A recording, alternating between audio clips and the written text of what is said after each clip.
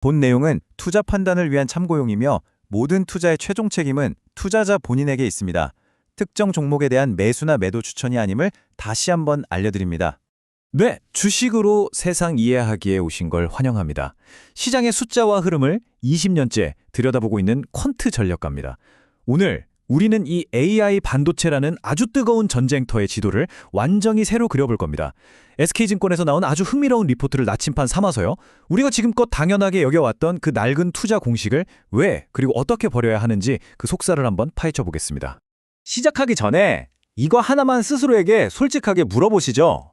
2026년을 바라보는 지금 여전히 경기가 좋으면 반도체 주식 사고, 나쁘면 판다. 이 단순한 공식 하나만 붙들고 계시진 않나요? 만약 고개를 끄덕이셨다면 오늘 제 이야기가 여러분의 포트폴리오를 구할 아주 결정적인 단서가 될 겁니다. 자, 그럼 본격적으로 과거의 사건 파일부터 한번 열어보죠. 도대체 왜 메모리 반도체 주식들은 그렇게 오랫동안 PB, 즉 주가 순자산 비율이라는 이 보이지 않는 감옥에 갇혀 있었을까요? 그 이유를 알아야 지금의 변화가 얼마나 대단한 건지 알 수 있습니다. 핵심은 바로 이 낡은 밸류에이션의 덫이었죠. 바로 이 표가 과거의 정석, 교과서였습니다.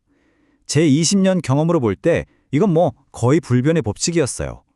PB가 가장 중요한 잣대였고 참 이상하게도 주당 순이익, EPS가 막 오르면 오히려 주가액 비율, PE는 뚝뚝 떨어졌습니다. 왜 그랬을까요? 아, 이제 이익이 정점을 찍었구나. 곧 사이클이 꺾이고 주가는 폭락하겠구나 하는 공포 때문이었죠. 특히 저기 보이는 ISM 제조업 지표요. 저게 꺾이면 그냥 뒤도 안 돌아보고 파는 게 정석이었습니다. 바로 이겁니다. 시장은 메모리 반도체를 그냥 경기를 타는 원자재, 구리나 원유처럼 취급했던 겁니다. 경기가 꺾이면 게임 끝. 아주 단순했죠. 그런데 만약에 이 게임의 규칙 자체가, 판 자체가 바뀌었다면 어떻게 될까요? 이게 바로 오늘 우리가 풀어야 할 가장 중요한 질문입니다. 자, 두 번째 섹션입니다. 이제 수요의 DNA가 근본적으로 어떻게 바뀌었는지 한번 들여다보죠. 이제 더 이상 스마트폰이 몇 대 팔렸나, PC가 얼마나 팔렸나가 중요한 게 아니에요. AI라는 이 거대한 시스템의 내부 구조가 메모리 수요를 결정하기 시작했습니다. 과거엔 PC나 스마트폰 교체 주기, 한마디로 소비 경기가 수요의 전부였죠. 그런데 지금은 완전히 다릅니다. AI 모델의 성능을 얼마나 더 끌어올릴 수 있느냐, 그 비용을 어떻게 효율적으로 만드느냐, 즉 AI의 운영 구조 자체가 수요의 심장부가 된 겁니다. 이건 그냥 수요가 늘어나는 수준이 아니라 주기적으로 오르내리던 수요가 예측 가능한 구조적 수요로 바뀌는 거대한 패러다임의 전환입니다. 이 구조적 수요를 만들어내는 핵심 열쇠가 바로 케이브 캐시라는 녀석입니다. 어렵게 들리시나요? 전혀요. 그냥 AI가 우리랑 대화하거나 일을 할 때 쓰는 작업용 메모장이라고 생각하시면 딱 맞습니다. 우리가 대화를 길게 하거나 복잡한 업무를 시킬수록 AI는 더 많은 내용을 기억해야 하겠죠? 바로 이 메모장이 기하급수적으로 아주 정직하게 계속 커지면서 어마어마한 양의 메모리를 집어삼키기 시작하는 겁니다. 여기서부터 정말 흥미진진해집니다. AI의 작업이 복잡해지면 이 KB 캐시는 먼저 GPU 옆에 붙어있는 가장 빠르고 비싼 메모리 HBM부터 가득 채웁니다. 그럼 그게 다 차면 어떻게 될까요? 데이터가 시스템의 메인 D램으로 홍수처럼 넘쳐흐릅니다. 이걸 스피로버 현상이라고 하죠. 근데 여기서 끝이 아니에요. 작업이 더더욱 거대해지면 이제는 단순 저장 장치로만 여겨졌던 낸드 플래시까지 연산의 보조 영역으로 끌어들입니다. 결국 HBM에서 시작된 수요의 불씨가 D램을 거쳐 낸드까지 마치 거대한 폭포수처럼 메모리 생태계 전체를 적시는 겁니다. 자, 수요가 이렇게 터지는데 그럼 공장 더 쥐면 되는 거 아니냐고요? 그게 그렇게 간단한 문제가 아닙니다. 이제 우리는 보이지 않는 공급의 벽에 대해 이야기해야 합니다.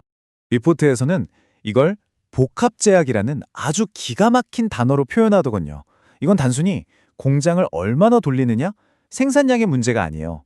AI 칩을 만들기 위한 생산 라인 배분, 복잡한 후공정, 까다로운 테스트 같은 여러 요소들이 복잡하게 얽히고 설켜서 만들어내는 구조적인 병목 현상인 거죠. 이 복합제약의 가장 대표적인 현상이 바로 잠식 효과입니다. 잘 들어보세요. 돈 되는 HBM을 하나 만들려면 그만큼의 웨이퍼 생산 능력을 써야 하니까 그 자리에선 일반 D램을 못 만들게 됩니다. 제로섬 게임이죠. 낸드도 마찬가지예요. AI용 고성능 랜드는 밀도가 낮아서 같은 저장 용량을 만드는데 더 많은 웨이퍼가 필요합니다. 결국 AI 칩을 만들면 만들수록 전통적인 메모리의 실질적인 공급량은 오히려 줄어드는 기가 막힌 구조가 만들어지는 겁니다. 자, 이제 모든 조각이 다 맞춰졌습니다.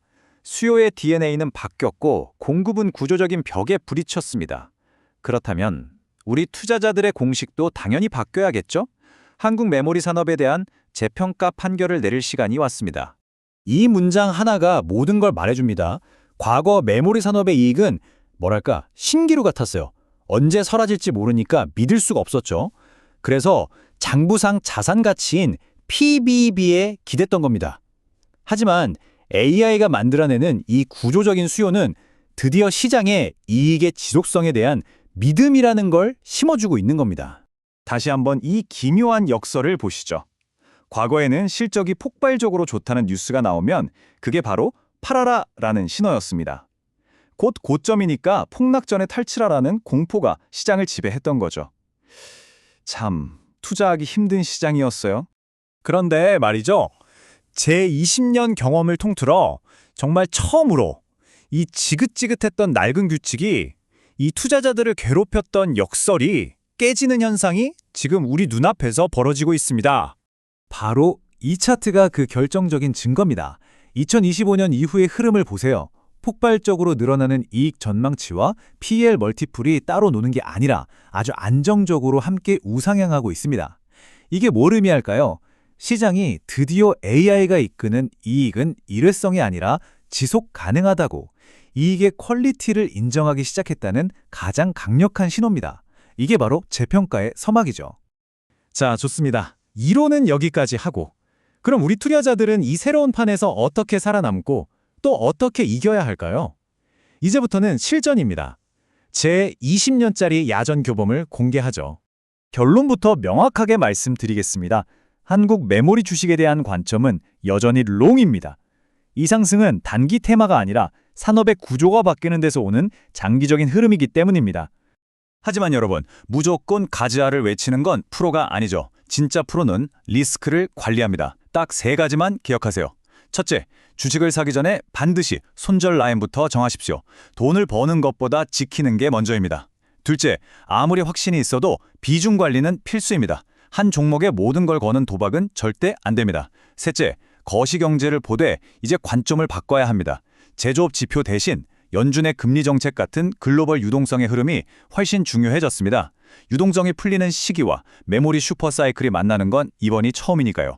이 차트를 보시면 제 주장이 더 확신이 생기실 겁니다.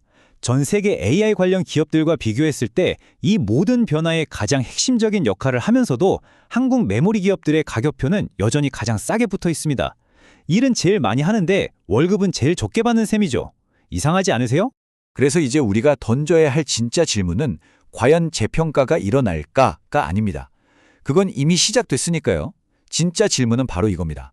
이 엄청난 가치의 격차를 시장이 과연 어디까지 또 얼마나 빠르게 메우려고 할 것인가?